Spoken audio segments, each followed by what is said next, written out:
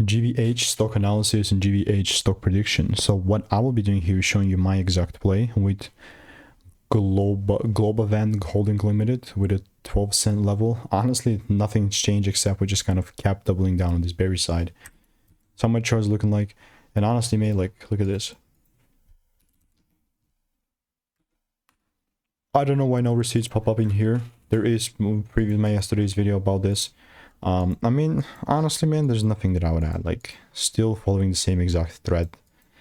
Made lower lows. Yay. There you go. Unless I see the price pumping up and giving me any sort of shit, bro, I will not be... I won't care about buying or anything. Or selling here. Like, I know it's just a bearish market for me.